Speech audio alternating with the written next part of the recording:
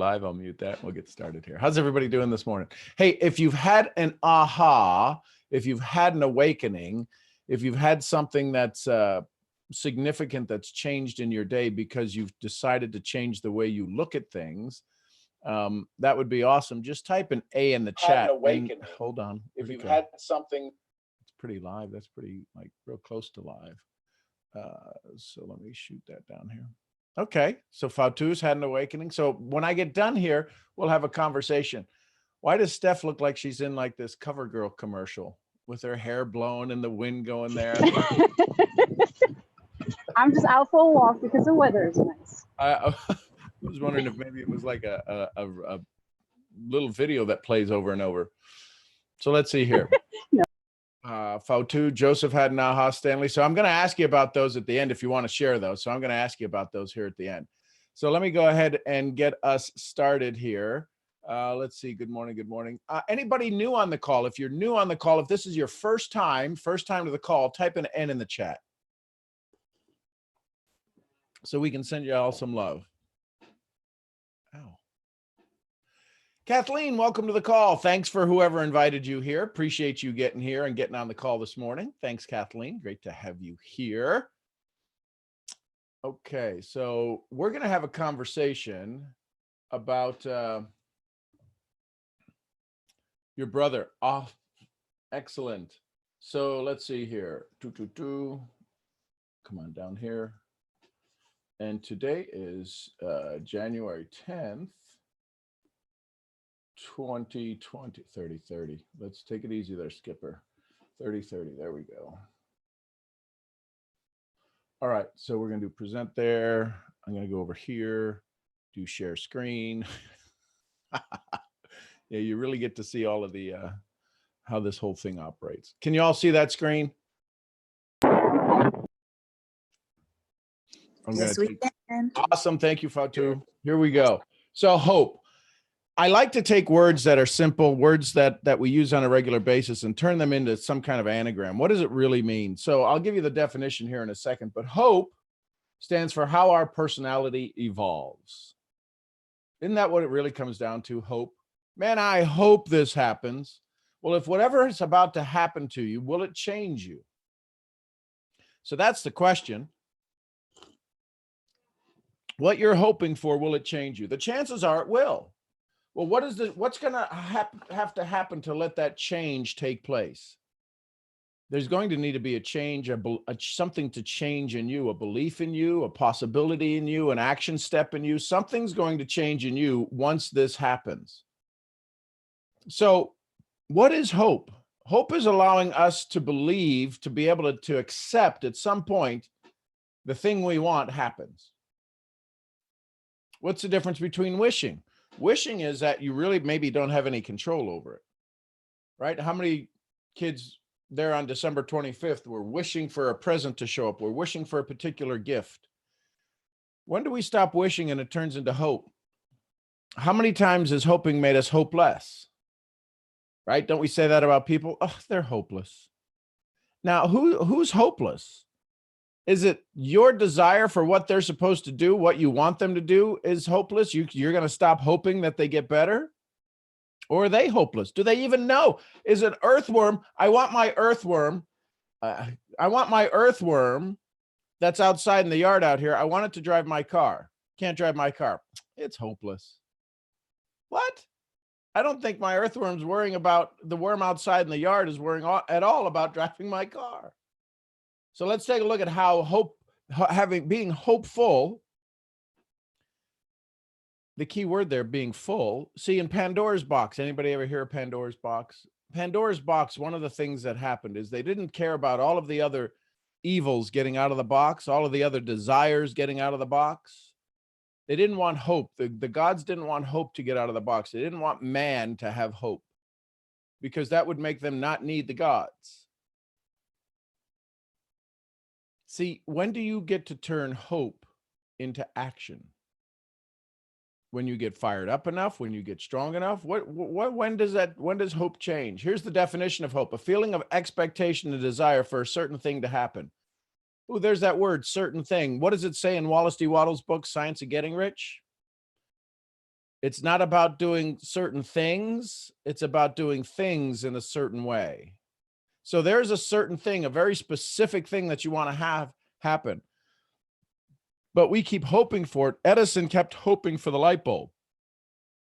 Man, I hope this one works. But the key thing there is I hope it works. He was in action. How many of you are hoping for your next level, your next rank in your business, but you're doing the same things over and over, right? I don't know if Einstein ever said it. I've seen many times where he's not credited with this saying. The definition of insanity is doing the same thing over and over and expecting different results. What do you hope for? What are you hoping for right now? How has hope served you? Honestly, will anything ever show up if all you do is hope? Maybe is hope the first step in the foundation for us to believe? How many of us have ever heard stories where we heard people say, I hope there's a cure? And then it got so strong that they really got into action. They got into prayer. They got into whatever it is that they said they really need. They got focused. And maybe, possibly they drew the cure to them. And somebody got healthy. Somebody got well. A child's life was saved. Somebody's cancer miraculously disappeared overnight. The thing they said they'd only have 2 months to live, they're now 48 years later and they're still healthy. How does hope convert into action? When has hope served you? I'm guessing it took you some kind of action step. Man, I hope my business grows. Well, hope maybe is that the start of the fuel you need to move to the next level? What makes you hope? What makes you hope?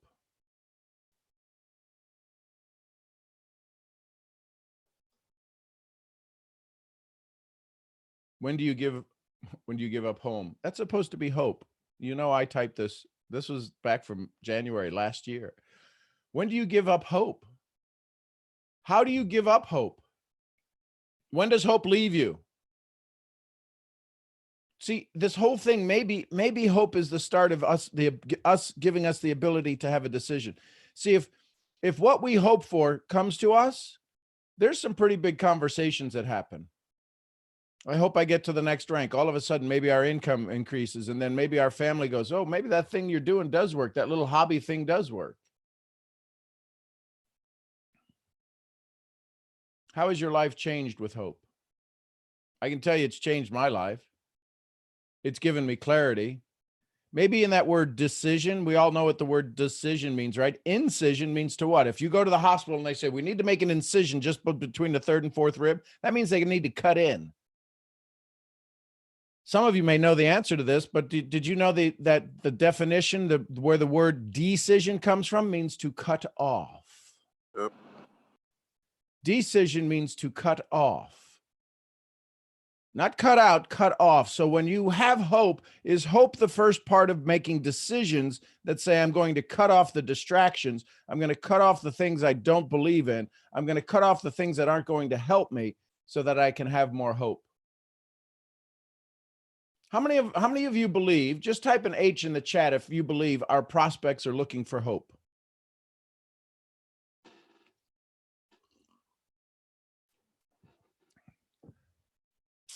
So if our prospects are looking for hope, what are you selling? Are you selling a business? Are you selling a comp plan? Are you selling a product? Are you selling a 5-year-old company, a 2-year-old company, a 70-year-old company? They want help. You're absolutely right, Sean. And here's the challenge. How many times do they accept help? How many times do we accept help only to make us feel helpless? How many times have we offered people hope only to find out they were really hopeless? See, this whole idea of a conversation with somebody to get them involved in your business is a lot more than understanding your comp plan. It is a lot more than understanding the simplicity of your business. This is about understanding the complexity of the human being that's sitting across from you. Brittany, you're right. Hope is mental and it's not physical. The challenge is if listen carefully, here's science. Here's some statistics for you. Your entire world, everybody who's on this call right now, the 89 folks who are on this call right now, your entire world, everything you've done, it doesn't matter if you're 102 or you're 18, your entire world that gets stored in your memory, that gets translated into your brain and body, that makes you do everything right now, only requires 2 to 3% of your brain. So everything else is running at a subconscious level. All of your old stories are running at your subconscious level. 98, 97% of what you do every day, every single day is running at a subconscious level. 2 to 3% of your brain is required to interpret your conscious world. This is a mental game and it's a math game. You're going to spend 2 minutes with them, 45 minutes with them. You're going to have some real key points. You're going to touch on some major conversation points in your 45-minute presentation. Is that going to overcome their 20 years of experience, their 30 years of experience, their 40 years of experience of life that said they're not good enough, you're not strong enough, that they've been hopeless for? It's important that you trigger the memories that you need for them to have when they get to point B. And point B is when they need to make a decision. How many of you have ever been stuck with somebody hearing your presentation, agreeing the whole way along and saying, I need to think about it. I don't make decisions right away. I need to pray about it.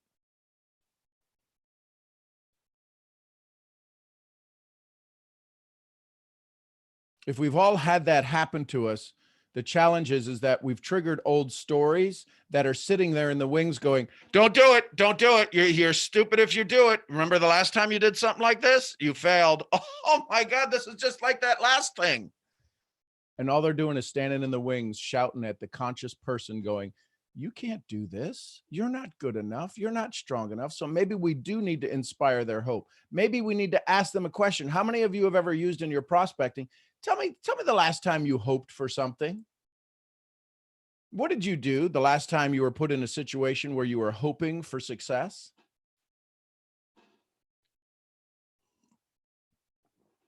Honestly, what percentage, and type this in the chat, what percentage of your prospects, if you ask them that question, would be totally off guard, wouldn't possibly even know how to answer that question? What percentage of people you're about to have a conversation with, hey, listen, do me a favor. I'm curious. I'd like to help you win. If we have a conversation here and I'm going to show something to you, I'm going to share something with you. Would you like it to bring you value? Yes. Would you like to be able to use it so that you could take care of yourself and your family? Yes. Question for you. When's the last time you hoped something worked and it did?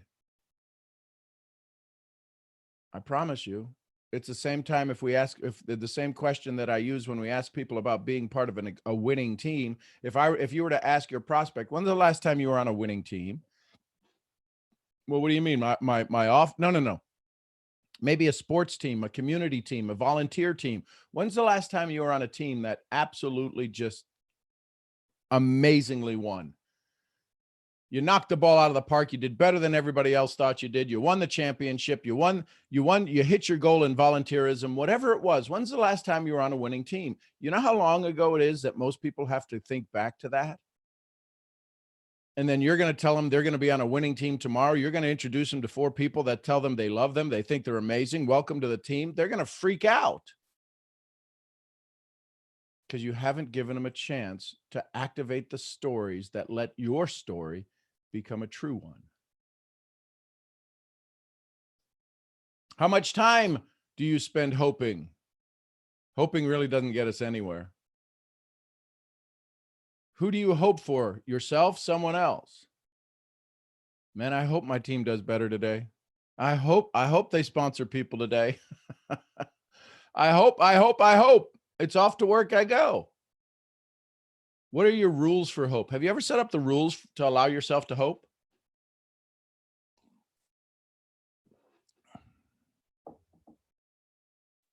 You want to know what hope is? Sit in a waiting room of a hospital.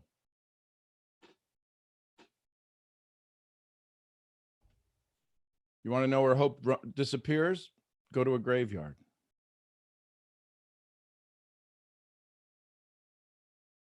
What is this transition of you to have hope? What are your rules for hope? How many of us have been hoping too long because we haven't set the rules, and we should have stopped hoping a long time ago? How many of you remember in grade school?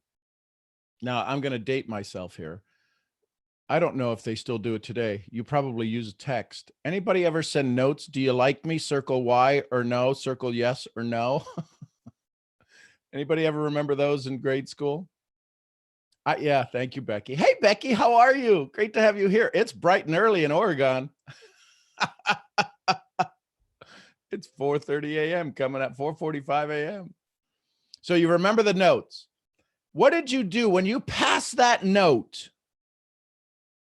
You didn't know what they were going to circle, but you hoped they circled the right one. And when your hope comes true, aren't you excited? But here's the thing. You could have hoped, biting my fingernails. You could have hoped all you wanted, but what was the difference? What made that hope come true? Either way, yes or no, you took action. At some point, ladies and gentlemen, we have to take action on our hopes. Otherwise, it crushes us. It eats us up inside. It stalls us. And then we become hopeless. How many of our prospects, what are the chances that if people have heard about our industry, do you know why? Do you know why most people say, oh, it's one of those things? When I don't even know what the percentage is, but the people who say it's one of those things have never, ever, ever experienced one of those things. They just made an assumption. But the reason that they say it's one of those things is because they feel they can't necessarily make it work. They would be hopeless in this situation. They don't like to talk to people, so it's one of those things. They've never run a business. They think they got to go put employees in place, so it's one of those things. Their family wouldn't like them to. They tried a small business once before. They tried to open a bakery in their kitchen, and their family told them they're nuts. So this is one of those things. They can't say it's one of those things unless they've been a part of one of those things. And then if they've ever been a part of one of those things, they've only had the negative experience of one of those things. It's not the whole thing. It's like eating a hot dog without a hot dog in the bun. Oh, that's one of those things. Well, the thing isn't even there. You never even tried the thing. When do you turn hope into action, and when do you know it's working? When does hope leave and drive shows up and determination shows up and fortitude shows up and strength shows up and knowing shows up and absolute determination shows up? See, when things are outside of your control, we hope. How much of your business, will go back to Epictetus, and he says, put desire on the shelf until you decide what's inside your circle of influence and what's outside your circle of influence. What's inside your circle of influence? What can you do inside of this business? How much control do you have over your business right now? Over your business to grow your business and your team? 100%. How much control do you have over the company? 0. Absolutely 0. How much control do you have over your prospect? Absolutely 0. How much control do you have over your team? Absolutely 0. So if you have no control over them, how do you make volunteers take action? Recognition. Recognition. Recognition is the key. You want to feed people's hope? Recognize it. Recognize them. Give them a chance to show that their hope is working. Give them a chance to believe in themselves again. Give them a chance to see that what they could do today is more than they could do yesterday, and what they have on tap tomorrow could be more than today. And if they see that their day is constantly increasing and moving in the right path, moving in the right direction, guess what happens? They become hopeful. And once hopeful gets to the top, once hopeful, the bucket of hopefulness fills up, it then turns into determination. It turns into possibility. It turns into application. When does hope produce results? When does it let you down? When does it make you an outsider to the group? See, when you hope your business works, you're an outsider to 100% of your family.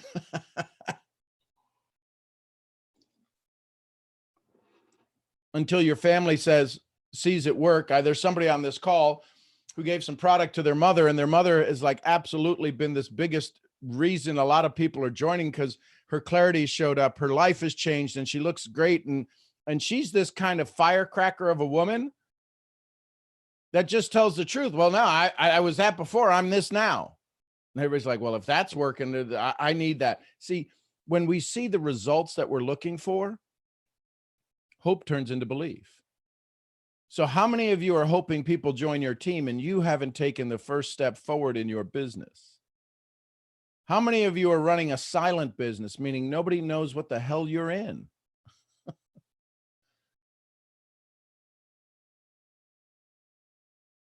Requirements. Become aware of your condemning thoughts. How many times have we used hope to stall our business, to stall our dreams, to stall? Well, man, I hope it happens. But in honesty, that's just a sentence. You don't even believe it's going to happen. When can you do things to begin releasing the process of being hopeless? How do you turn hopeless into hopeful? Become immersed in sound and silence. Listen to your thoughts. Listen to your thoughts. What are you becoming aware of? How many times have we heard our own words, our own thoughts? How many of us have heard that phrase? If we talk to our best friend the way we talk to ourselves, they wouldn't be our best friend anymore.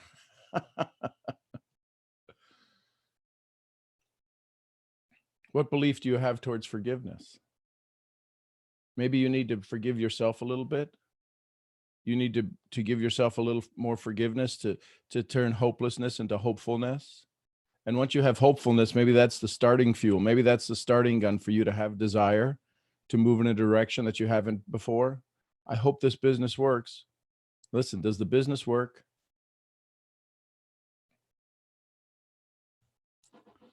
Well, Sean, I'm gonna remember question number 2. Do I have permission to make you feel uncomfortable? Yeah, we got to know ourselves. But here's the challenge. If we know ourselves, we only know ourselves by our mind. Our mind is our memory. Our mind is our archive of everything that's ever happened in our life. And the things that we repeat on a regular basis become permanent. If by the age of 17, we've heard, no, can't work, no, doesn't work, you're not good enough, you're not strong enough, all these negative things about 115 to 118,000 times by the time we're 18 in a reasonably positive household, we know ourselves. We absolutely know ourselves. And we know ourselves to be a failure.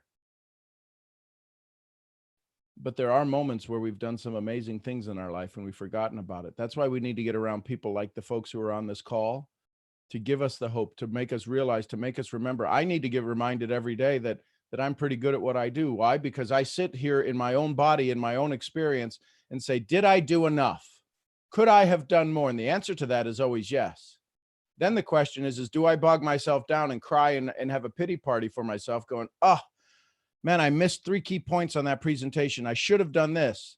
No, we got to have a pity party and move on. How many of us need a pity party right now? 1, 2, 3. Aw, party over. Let's go. What are 10 rules you should change? You should challenge about you being hopeless. What are 10 rules you should change about how you should act today? Today, don't worry about yesterday. In this moment, right now, in this moment, what are some things you could do better to give yourself to be able to turn hope into action, to be able to even have more hope, to believe in yourself a little bit more, to have a little bit more hopefulness in yourself, give a little bit more hope to your team, to be able to inspire the hope in your prospect that gives them the fuel to get started. What keeps us from doing this? Fear, finding the rules that fail me.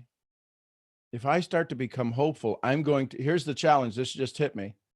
If I become hopeful, you know what's going to happen? I'm going to become vulnerable. If I become hopeful, I become vulnerable. Man, I hope this happens. That means that you have to say that maybe there's a chance possibility. You don't know how it's going to work. in this chance of being vulnerable, to be hopeful, to say maybe there's a higher power, maybe let go, let God, maybe move on, maybe have faith in something of the unseen. But you got to be taking action. When somebody has a miracle, when somebody's cured, when somebody's mom, the mother's been praying for her child, and all of a sudden the child miraculously heals, there was some action going on. The heart was still beating in the body of the child. There was some action. There's always action going on. Even the trees outside without any leaves on them, the roots are absolutely ruckus underneath the ground. They're still growing. They're still moving. We just don't see it. There's always action. How many of us are hoping for the leaves to come back on the trees? But see, when hope blooms, we know spring is here. When is your business going to bloom? There is a season. Jim Rohn says there is a season. Spring follows winter, summer follows spring, and fall follows summer. There's a season for everything. Understand the season you're in, and you decide. Maybe there's a chance you get to have any decision over how long your season lasts. That's the fear of looking at what season you're in. Then the sadness to realize, I thought I was in the harvest. I thought I was in the fall, and I'm in the spring. I still have to go through the summer. I'm coming out of winter. I got to start planting. I got to start tilling the soil. There's still some things you got to do. Some of you said you're in personal development. That'd be awesome. I'd make sure it's personal undevelopment. Undo some of the old stories that got you here. The ones that got you here that work, do that. But the ones that got you here to this level of frustration, aggravation, anxiety, mistrust, doubt, courageousness, courageousless, understand those were just moments of time in your history that you can look back at now, and you can adapt, adopt, and you can change. And then the excitement, you get to rewrite the rules. You join a business that's called network marketing, MLM, me loving more, mentors leading mentors, making lasting memories. You join this business called MLM. It can get real exciting. But in excitement, how many times have we ever got excited about stuff and our parents said, that's enough, just calm down right now? How many of us have calmed ourselves down way too early, way too soon? Some of us need to go to the store and get a little bit of hopefulness today. Where can you go get a little bit of hopefulness today? Talk to your team. Talk to your cross line. Talk to people that love you. Send out messages of joy. You want to get your hopeful bucket filled up? Send out messages of joy. Find a scripture that inspires you. Send that out. Look for things. Activate your reticular activating system, your RAS. The things you look for, you see. Activate your reticular activating system to see things of inspiration. Share them. You know what I don't see on a lot of posts on Instagram? Are things of inspiration. Things of inspiration that somebody could look at and go, you know what? That's cool. If I scan your Instagram, if I scan your Facebook posts, and all I see are pictures of you, I got to tell you, I love you, but you're not doing anything to inspire me. I think you're amazing souls. I think you're absolutely gorgeous, handsome, unique. You're living the life. You're having an experience. But aren't your people, the people who are looking for you, how many of your posts make people hopeless? It's not an attack, Brittany. I'm just saying, if we're designed to help people, give them some inspiration, inspire them in their own life. You're absolutely beautiful souls. I get that. But what are people looking for? They're looking for a way to make their life better. And if you're already showing them you got the good life, how did you get there? Tell them how you get there. Explain the step-by-step process.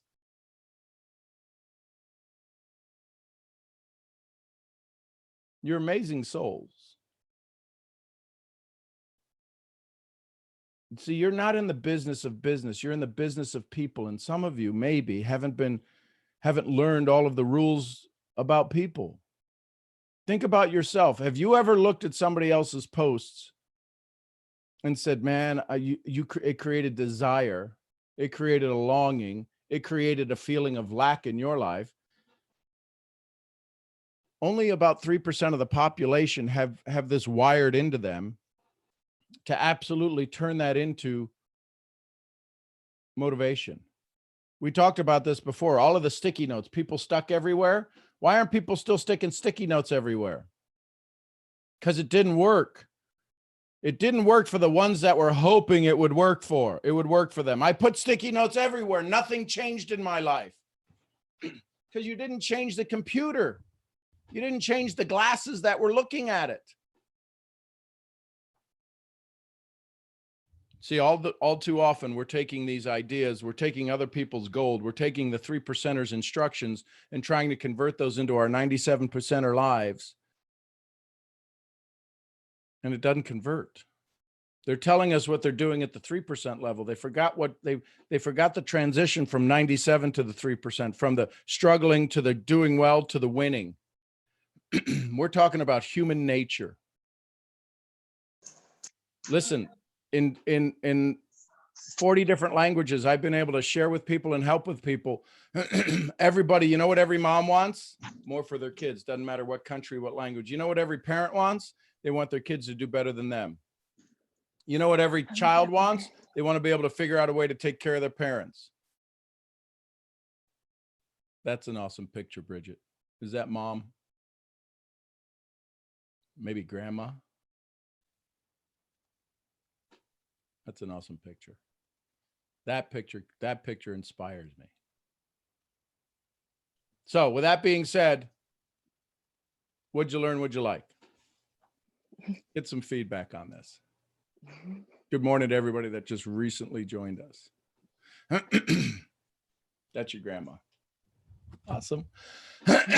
Feedback. What'd you learn? What'd you like? Raise your hand. Go ahead and raise your hand.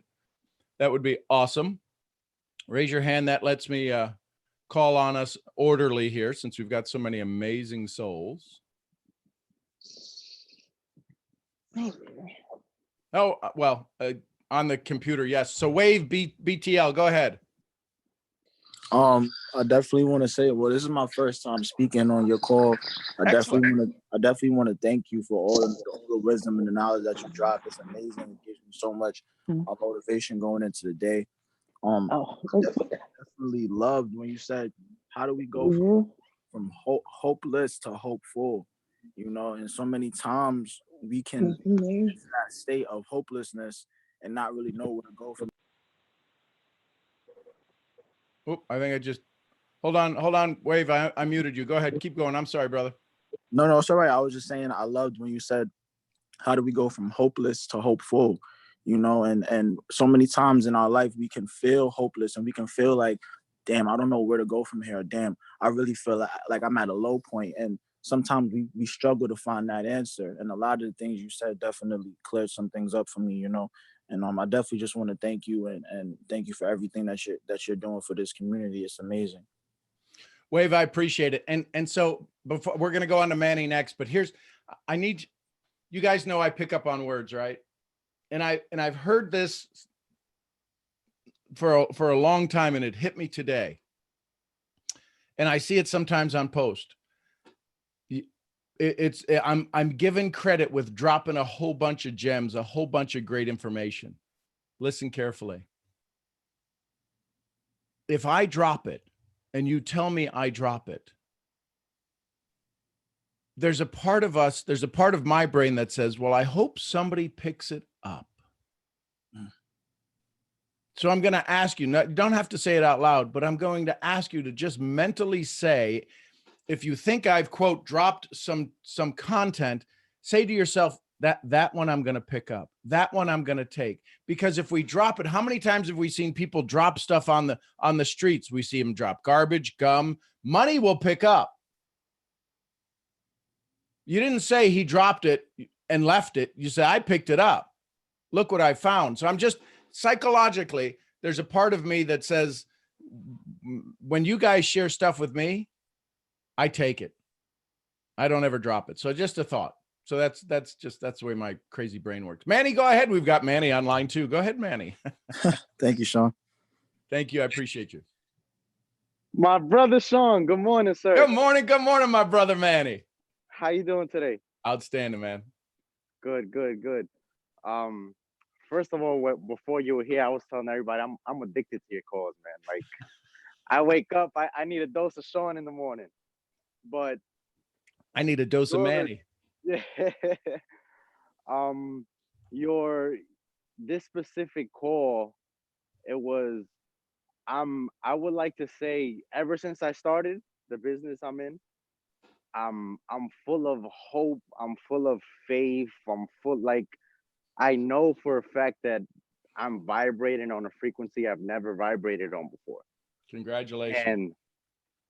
And I'm about to be 27. I have a 7-year-old daughter and a 6-month son.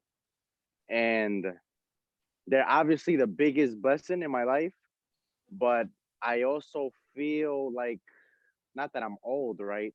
But my age plays a part in it because it's such a younger audience, I guess you can say. And I feel like I don't lose hope because I know for a fact that my intentions and my purpose and my actions and everything is in line. Like everything is in line.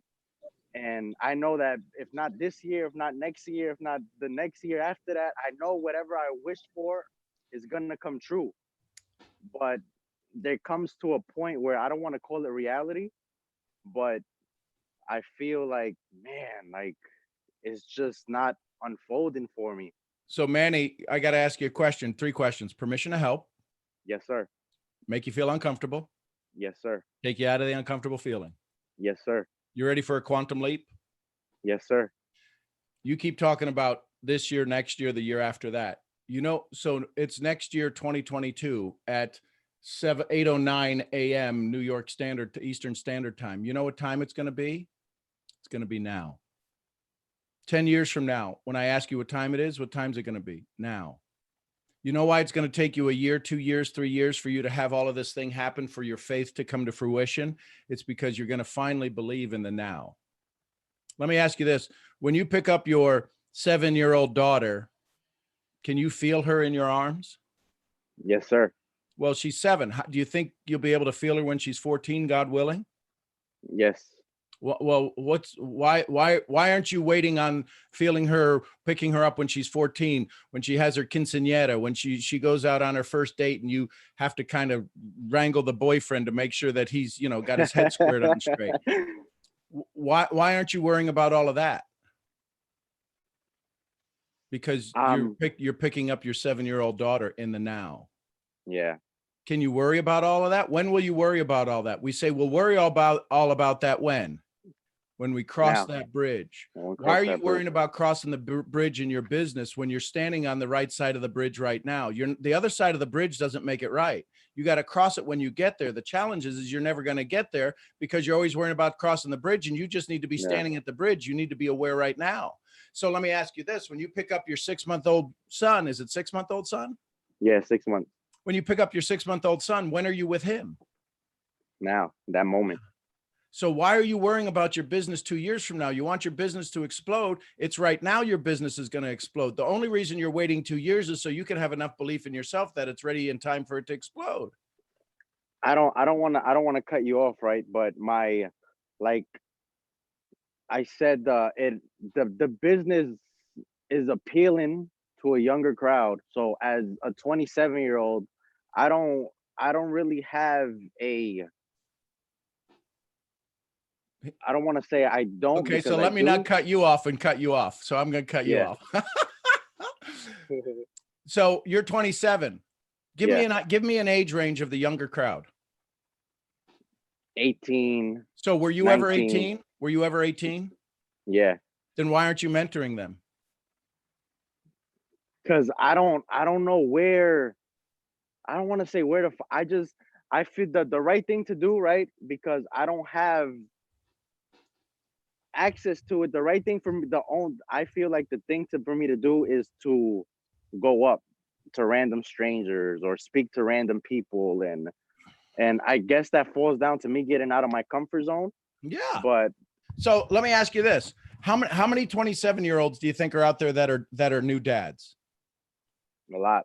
then why don't you find that audience and speak to them? Why don't you find somebody who's got maybe you want to talk to, you only want to talk to dads who have kids who are 6 years or younger, because you're a mentor. You've got 1 year on them. And how many 50-year-old dads are starting out with a new baby? See, your psychographic is any new dad. Why don't you go find some interest groups where there's young dads? Do you think there's a lot of, so tell me your background. What's your nationality? I'm Hispanic. Yeah, but where's it come from? Salvadorian. My El parents are Salvador. Okay. Salvadorian. Yes, I'm doing sir. some great business in El Salvador. I love El Salvador. I haven't been there yet. I can't wait. I'll probably be there this year. So how many El Salvadorians would love to be able to come to the US? How many El Salvadorians would love to be able to have you as somebody that could guide them, lead them? How many of them would love to be able to learn about business? Why Wow. are we making this so tough when you've got this amazing, you're the only one in the world that has this experience of having a 7-year-old and a 6-month-old as a dad at 27 building a business. You're a pretty hot commodity, dude. Yeah, I know I am. I know you am. are. So why are you wasting it? Why are you trying to convert the sinners who don't want to convert? I don't want to convert them because I wouldn't want to say, like Les Brown says, change a person against their will, they're the same opinion still. I don't Right. So then bask where's in your it. frustration? Where's your frustration talking about the younger crowd? My frustration, not the younger crowd specifically, but my frustration is that I don't know where to find my prospects aside from social media. And if I Okay. do find prospects my age with kids, they're not willing to take that risk because you have so much at stake now. All right. So As let me kids. ask you this. Tell me your avatar. Who could benefit from hanging around with you? And everybody, I want everybody to answer these questions. Everybody that's on this call, the whole 100 of you, answer these questions as I'm going through them with Manny. Who could benefit? Write down in your own paper. If you want to type it in the chat, you can. But Manny, who's going to benefit from hanging around you? What's the mindset of the individual that's going to go, I love hanging around with Manny? Whoever wants to be, I don't want to like gloat myself, but I feel everybody. If you Well, have okay, a little but bit, everybody's good. But listen, if I'm a 15-year-old boy, I probably shouldn't be hanging around you. So I'm saying we got to niche it down. So yeah, there's a psychographic. There's people who are constantly exchanging time for money, right? Because people who are rich probably would love to hang around you, but that's not going to serve you and your family and your business. It's not going to serve your daughter and your son because they're not going to do business with you. So people who are trading time for money, who are looking for a way out. Does that make sense? yes, sir. Okay, so now we've crossed all generations. We've crossed anybody who's in the workforce. We've added into it anybody who's looking to figure out, they went to school, they went to college, they got college debt, but they haven't been able to find a job in the career they were trained in. So we're going to look for people who are underemployed. Do you think there's some people out there who are underemployed? Yeah. So what's your now conversation to go be able, what's your beacon, what's your light for them to be able to come find you? What are you doing on social media that lets people know who are underemployed, who are exchanging time for money, that there might be a better way? That's how you go find people. That's how you start to have conversations. You start to do interviews with people you think are successful, people you feel that would be wildly amazing. You talk to entrepreneurs. Do you go to meetup groups? And where are you at? New York, New Jersey? Where are you at? Yeah, New York. New York. Are there meetup groups in New York? I'm thinking there are. Yeah. So are there entrepreneurial spirits? Are you looking for people who are looking to be authors? Look, imagine if you found somebody who wants to be an author. Isn't this the greatest way to build your own community? I've got an email list. When I launch my book, guess what? Y'all are buying a book of mine. But what about authors? What about speakers? People, I go and roll speakers. I go and roll speakers, people who love to speak in front of audiences. Guess what? I don't have to teach them how to speak in front of a group of network marketers. Is this helping? Yeah, no, I got you. I know. So I would do a couple of things. One, You can't find anybody because you're comfortable. Listen carefully. Remember question number 2, make you feel a little uncomfortable. You've got a 7-year-old and a 6-month-old. Watch this. Manny, what would be a crazy number of people for you to sponsor, say, today's Friday, by Sunday midnight? What would be a ridiculous amount of people for you to sponsor in your business? 24. 24. I bet you I could get you to do 100 with a little help from a couple of friends, but you could do 100 by Sunday. I'd put 100. I'd put 100 grand on it. Would you like me to teach you the secret how to do that? Yes, sir, I would. So you're in New York. Now remember, you know I love you. You know I'm a friend of yours. This is something that's going to get you a little hot under the collar at a subconscious level. But follow me here. Tell me your daughter's name. Isabella. Isabella. So you're in New York. So Freedom Tower, you know where that is? No, I do not, sir. It's over in Manhattan. Isn't that what do they call where they replaced the Twin Towers? One World Trade Center. Yeah, One World Trade Center. So One World Trade Center. That's a pretty tall building, isn't it? Yeah. Sunday midnight, I've got Isabella at the top of One World Trade Center. You don't have 100 people sponsored. It's only an example. I toss her off the top of the building. Could you get 100 people sponsored between now and Sunday? Get 200 people. Exactly. I did that in Costa Rica one time with this little tiniest of a peanut. And she said, I couldn't sponsor anybody. I took her boyfriend, put him across the room and said, I'm going to throw him off the top of this building in San Jose, Costa Rica. I looked at her and she leaned forward and she literally bowed up. Her subconscious mind took over and she said, 1,000, which means 1,000. She said, I could sponsor 1,000 by Sunday. See, if that was in fact the case, your daughter's life was at stake, you could put 200 in the business. You wouldn't be having this conversation with me about, I'm not sure and I'm not this, I'm a little confused. I know I have tremendous value to offer. I'm an amazing soul. I love life. I want to be able to find these people. You'd be off this call like this, wouldn't you? Yeah. But here's the reality. Isn't your daughter's life in the balance? Isn't your son's life in the balance? Aren't their children's lives in the balance? Aren't you responsible for providing them an income that will last them the rest of their lives? Yes, sir, I am. So then stop the confusion, brother. You're smarter than that. You're better than that. This is the part of this. What that happens is that when you take on this new persona, when you take on this new identity, when you let that emotion that's firing up right now inside of your belly, that thing that's going to make you open your jacket because you're a little bit hot right now, when you let that out, when you let that go, and when you let that flow, some people aren't going to be around you anymore. You're going to change your status in life. You're going to change some of your friends in life. And part of you, the good heart in you says, I don't want to make them feel bad. Well, you know what? Sucks to be them. Yeah, I can say that's a dilemma of mine. Do you know what I'm talking about, right? Yeah, I do. So what'd you learn? What'd you like in this little conversation? I learned to stop, to treat every day like it's the last day. Last and the first. Yeah. And so that's what you learned. What'd you like? Your genuineness, to be honest. Listen, I got a boy who's 16. You got 2. You got twice as much responsibility as me. So I feel for you. I absolutely do. But I'm speaking to you as a dad, not as a business coach, not as a mentor. I'm speaking to you as a dad. Get off of first base and get on to second base. You got a family to take care of. I'll support you taking care of your family, because anybody want to know how I would keep Manny from ever quitting?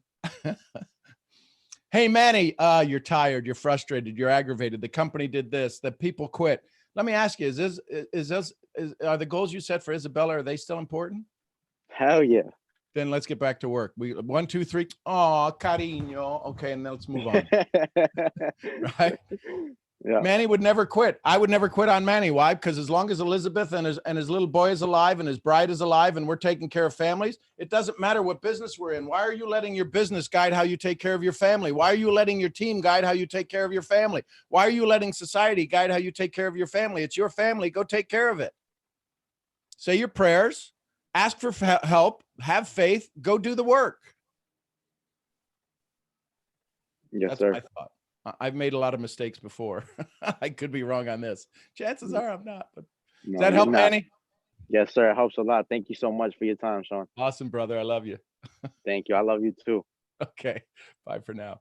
Fatu, you're next in line. Let's go to our second caller. Fatu on line 2. Good morning. Good morning. All right. So you asked about an aha moment that we got, Yes. and I haven't shared this before, but it also ties into today's topic about belief and faith and hope. And I'm gonna be completely honest right now, but Yay. I did not have any hope in humanity, period.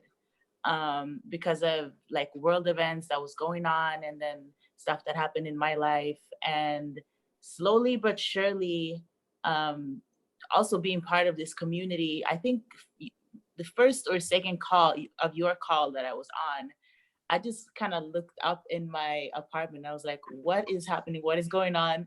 Oh my God, I'm feeling hope. I'm feeling hope. There are good people out there that want to raise the vibration of this planet Earth and want to help each other and want to uplift each other. And we're having this mindset mastery call together. I was mind blown.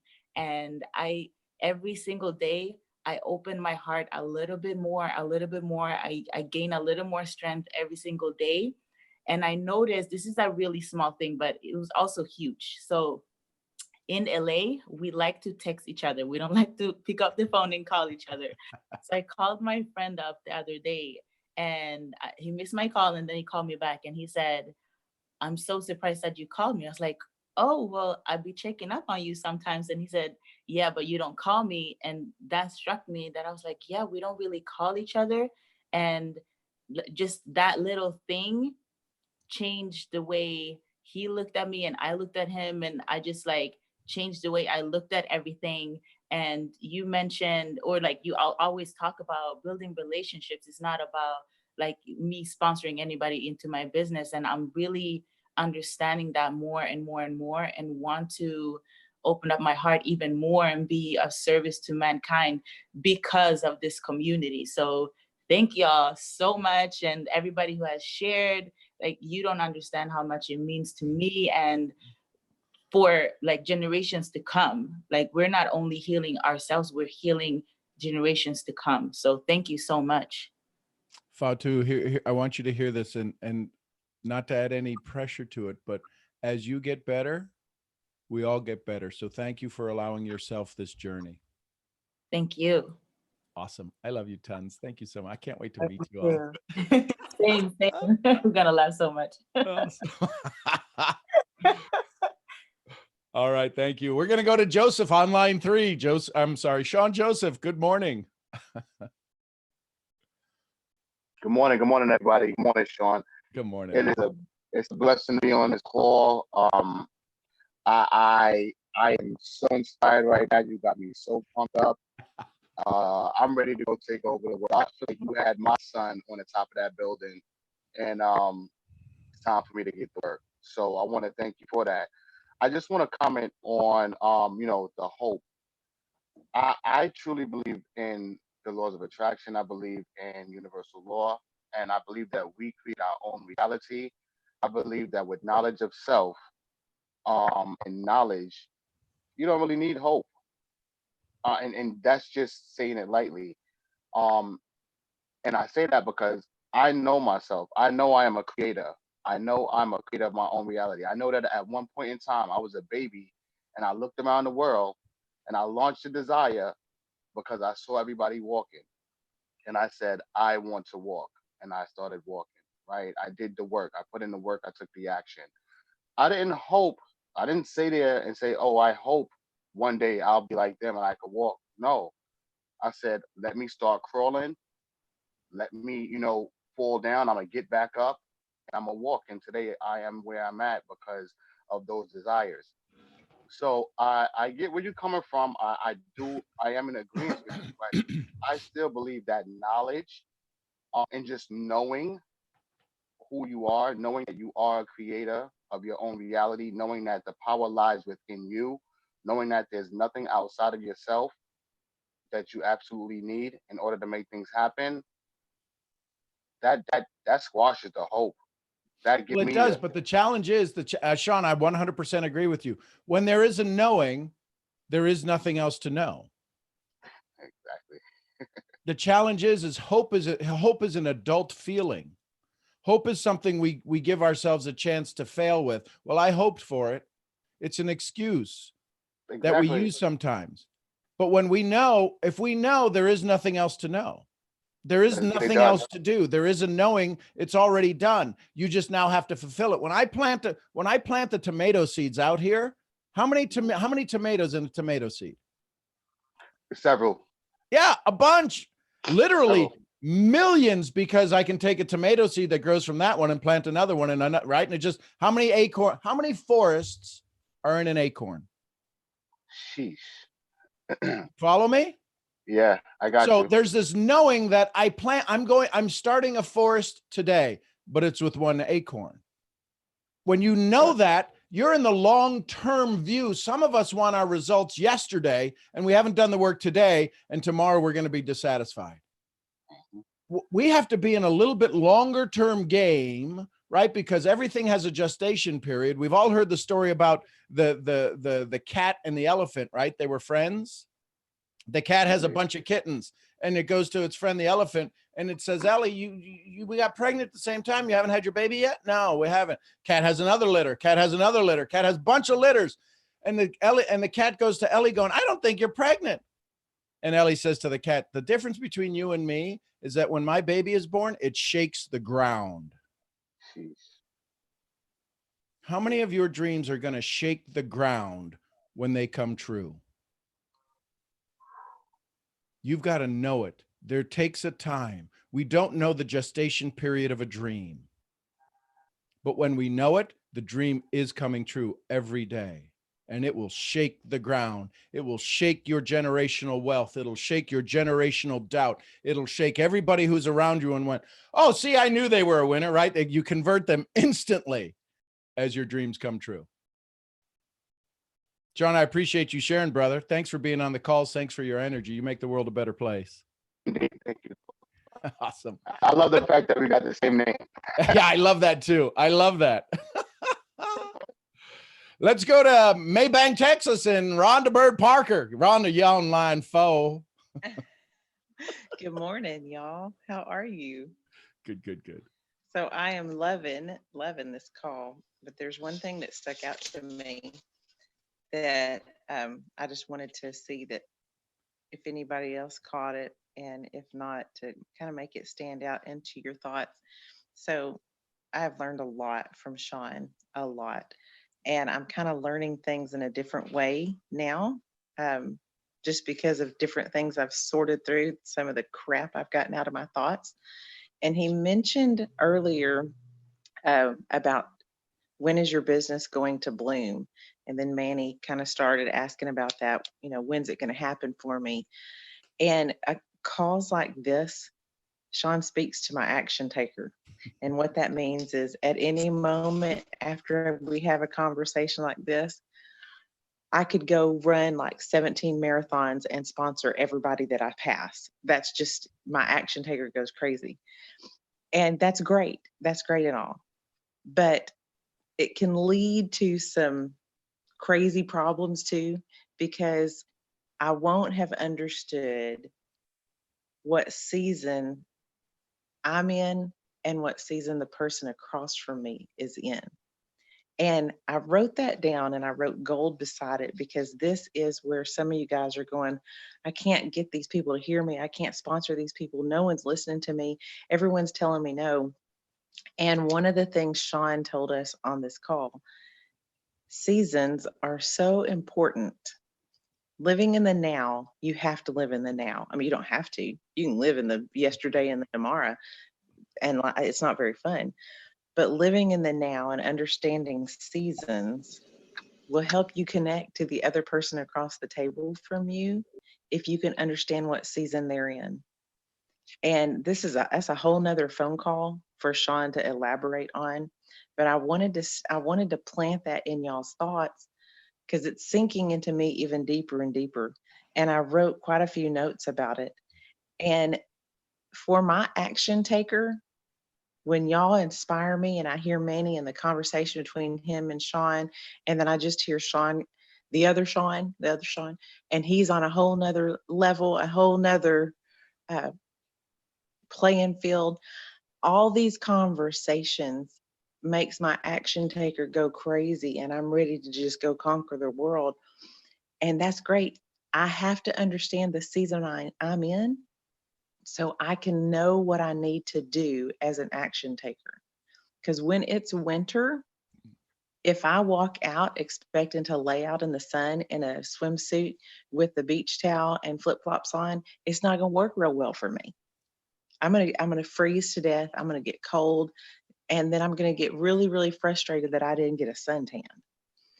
The same thing with if I go out in a summer season and I've got on winter attire, I'm gonna burn up. It's gonna be some trouble. So understanding the season you're in when you get ready to take action, like Manny is ready to take action today. When you are ready to take action and you can clearly define what season you're in, it'll help you understand what action is necessary to be taking right now. I hope that's making sense. Sean might have to translate for me because sometimes I get a little Well, it's crazy in my important head. for us to understand the season we're in. It's also important to understand the season they're in, because if you're Yeah. saying, well, why aren't you in a swimsuit? They're going, it's 20 degrees here. Yes. And if you're speaking to someone who is in winter and you're speaking from summer, it doesn't make sense. And then we look at them like they're crazy because we've got the best thing that has ever crossed their path, but we can't speak their language. So you'll often find with me, everything goes to the heart and how the heart's speaking to the other heart. And if I'm sitting in winter and they're sitting in spring, I've got to start understanding how my heart needs to speak spring to them. But I'm saying all that because a lot of you guys, I can feel you. You're like, you're like me at the moment. You're like a thoroughbred in the stall, hitting the gate with your chest going, just open the gate and let me run. I can do this. I can win this race. And you can. You just need a little bit of guidance on your way so you don't go running off the track or go running into the pole or, hit somebody else's horse and cause a race. I mean, a wreck. So the action takers, all you guys that got fired up and are ready to go, and there's a really fun cheer about that, but I'm not going to make y'all sit through that. Y'all are ready to go back and understand the season you're in so you can speak from your season, but you can also speak to their season because the communication to them, what they're hearing is so important because you have life-changing information. You have a trajectory change for their whole bloodline to feel. You just got to get to that point where you're understanding how to communicate. The reason why Sean touches all of y'all every time you raise your hand and ask a question is because he sits in his season and he's in a fabulous season in his life, but he speaks to you sitting in your season. And that's where our hearts explode. And that's where you get all these messages of Sean's amazing, and he is. And this call's amazing. And also, it all is because he has figured out how to speak to your season. I hope this is coming across right because once you get that, you can speak to anybody. And I just wrote it down. I don't know why I had to share it. Somebody else needed, or maybe I just needed to say it out loud, but that is gold. That is what he said was gold. So Well, thank you. 2 I love cents you, from Rhonda. Maybe. I love you too. I appreciate you. Thank you, caller Rhonda from Maybank, Texas. Let's go on to our next caller, Vincent. Vincent, you're on with Sean. Let's go, let's go, let's go, let's go, let's go. I think that's an action taker right there. Yes, sir. We're fired up. I appreciate it, man. You already know, Sean. Gratitude and blessings to you, man. Thank you for leading the field. Appreciate you leading the field. Awesome. I want to say this right here goes out to my brother in New York. What was his name again? That was Manny. Manny. All right. Hopefully Manny's still on the call. I just want to say this. I understand where you're coming from, Manny. I don't have no kids, all right? So I don't understand that aspect. But I can understand that aspect of personal development. So the one thing that I want to encourage and inspire everybody on here is to stay grounded in personal development, but take it for what it is. A lot of us, we overthink personal development and we allow it to truly detour us into what it didn't mean. And so I love that. That's my favorite. Literally, I listen to that literally once a day. Les Brown. No matter how bad it is, no matter how bad it is, no matter how bad it gets, I'm going to make it. Now, the thing that I want to say is he did say that a man convinced against his will is of the same opinion still. So he said that. And what he said that was because, Manny, and what I got from that, I'm not saying that this is what Les meant, but what I got from it, I just wanted to share with you, brother, is that he's saying that we cannot, life is too short and too unpredictable to chase people and try to get them to want to live their best life, to want to be financially free.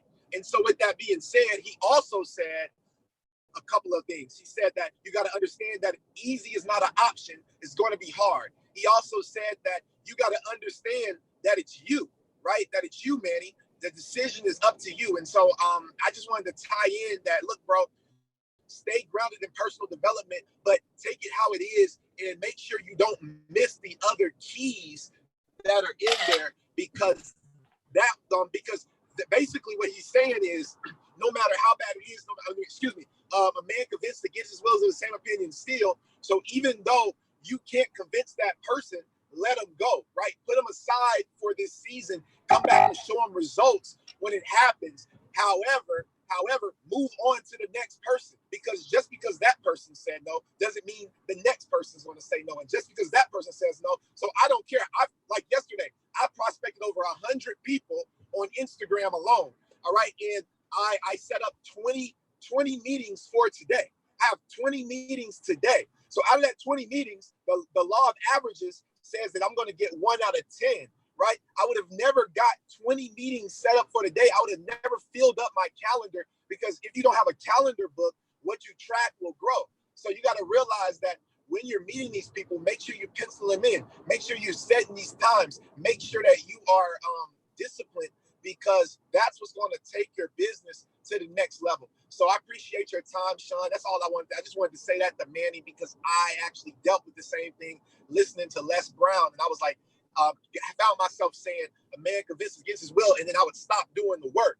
The work doesn't stop because that man is doesn't believe in your work ethic. All right, keep going, because you're going to meet 20 people out of that 100 the same way that I did. You're going to meet those people, and they're going to get ready, and they're going to be ready to dive directly in to your business. So let's go, y'all. It's harvest season. I love each and every one of y'all. Let's get it.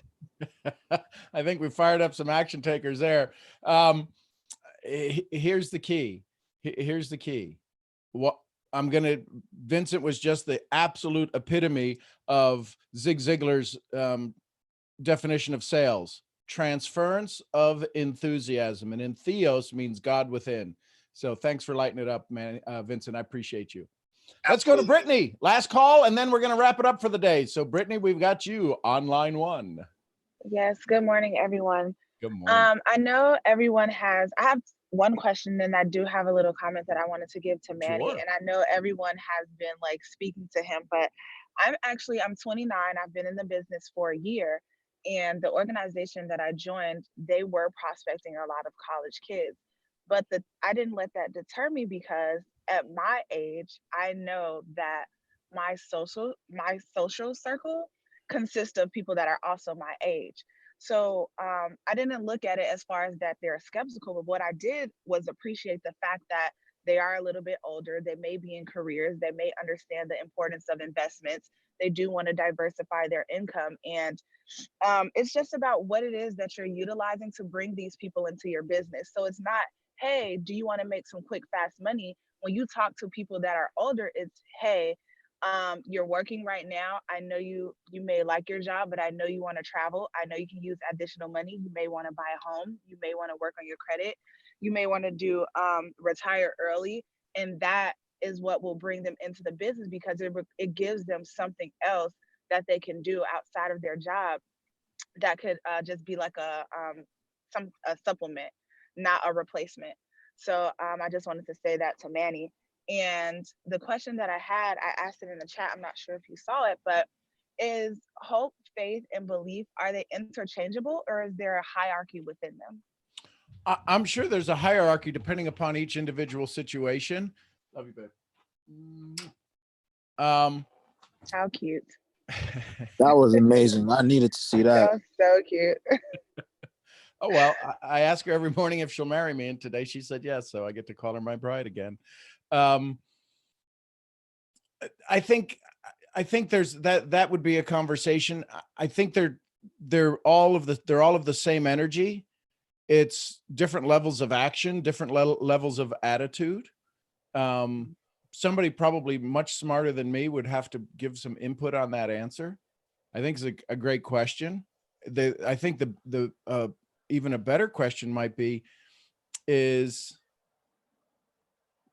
what's your definition of them? See, because it's all about interpretation. So if you took some time to look at those words and see when you were ever in that spirit, what were you doing? Were you stalled? Were you moving? Were you building up the fire? Were you blowing on the embers? Were you getting the flame back running? Are you asking me now? No, I'm just saying that would be something for you to look at, because Okay. I think that would be valuable for all of us to take an inventory of that. Right. When I speak to my marketing coach, one of the things they had me do last quarter is take an inventory of all of my assets, my marketing coach. And what they said was, go look at all of your assets and start to put them down on a list and show your inventory of all your assets. I have over 2,000 assets of marketing materials. I had no idea I had created all of that. So now I've even chunked them down into different marketing messages. So what you've shared with me, and when you asked faith, hope, and those definitions, take an inventory of what they mean to you. And I'd love to hear your response one day soon. Absolutely. Thank you. Thank you. I appreciate you. So let's go to Stan and then Monique, and then we're going to wrap. Stanley Romero, we've got you on line one. Hey, Sean, can you hear me? I can hear you great, brother. I just wanted to come on here and really show my gratitude to you and everybody on this call, because I hop on these calls almost every morning. And I want to thank all you guys for asking Sean your questions truthfully, because his answers not only help me, but I know they help a lot of other people. And it really does help a lot. And I'm so sorry. Manny, everybody's bringing up Manny. I heard Manny say how Manny, he's our man. If he can't do it, no one can. Go, Manny! Manny was saying how he's on a higher frequency, and I feel like every single day I'm just becoming a better version of myself, and I'm on that high frequency. And I just want to thank you and everybody on this call, and I'm grateful for all of you guys, really, because I really am becoming a better version of myself every single day because of this opportunity. So, and Stanley, please remember this. Don't forget to thank yourself. You're becoming a better person by being a part of this community, because they're letting you wash away, letting you give up some old stories that have tracked with you. But don't forget, you're the one giving them up. You're the one getting better. Don't put your grace in us. Put your grace in yourself. Know that we're a catalyst. We're thankful to be here to be a catalyst, but no, this is you doing the work. This is every one of you doing the work. It's not me inspiring you. It's you allowing the enthusiasm, the God within you, to awaken. So with that, we appreciate you, Stanley. Love you tons, brother. Thank you, Sean. Love you too, Sean. Thank you. This is like, I feel like this is the GQ interview magazine, right? I've got all of these sexy people who come online. Oh my God, you're all like gorgeous and handsome. So Monique, we're going to let you wrap it up. Yay. I'm so happy. How's everybody doing? This call, you guys, is amazing. And I have been kind of like waiting on the right time to kind of share my little bit of my story, and I'll try to make it quick because I know Sean's got to go. But you guys, your life is always speaking to you every single minute of the day. I am 43 years old, and it took me until maybe, I would say almost 10 years ago now, to really hone into what that means. 7 years ago, I weighed 400 pounds, and it took a doctor looking me in the eye, telling me that I was going to probably live no more than 5 years before I was either going to have a heart attack or die of severe diabetes. 3 years ago, I got a phone call that my daughter was laying in a puddle of her own blood at school because she had attempted to take her life. Okay. And that was the moment for me that really woke me up, because I thought I had it together. My family had dinner together. I, didn't have a divorced home, didn't have any problems in my home. I was a good mom. I thought I did everything for my kids, and my life said to me, you're still not paying attention. You're letting your life run you instead of you running your life. And your kids do not listen to what you say. They watch what you do.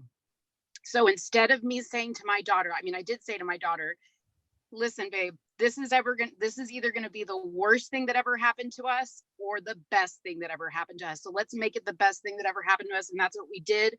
We started to share our story. It was so hard for me to share my vulnerability with how I felt, not good enough as a parent, my daughter having gone through this. I thought the world was going to judge me and go, what are you doing wrong? What you must have done something wrong. You must not have been paying attention. But I just kept sharing my story with people. I share my story with my daughter. I share my story with my weight loss. And through that, I attract people that are in my season. I'm not so concerned with trying to meet people in their season.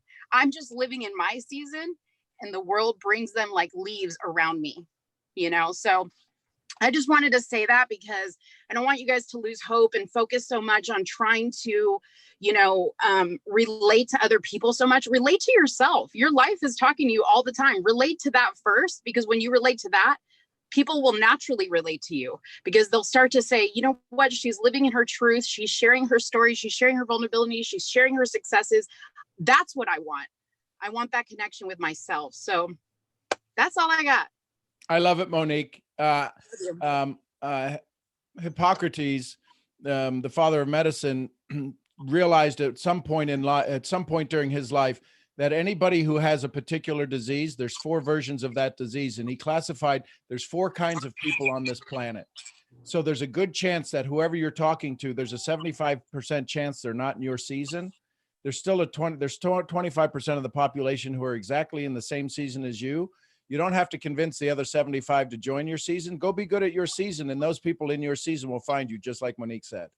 Absolutely. Absolutely 100% agree with that. Awesome. Love you guys. That's how we started off with Manny. Find the people who are in your season. Funny how the world always brings us around full circle. Thank you, Monique and Stanley and Sean and Manny and Brittany and everybody who shared this morning and everybody that listened this morning. You are as valuable and as important as the people who are hearing, because without you there, we're all taking a walk by ourselves. We're not leading nobody. So go have some fun today. I appreciate you so much. Thank you so much. You inspire me to be better tomorrow. And for that, I'm grateful. I'm Sean Murphy, founder of Mental Profits. I'll see y'all where? At the next event.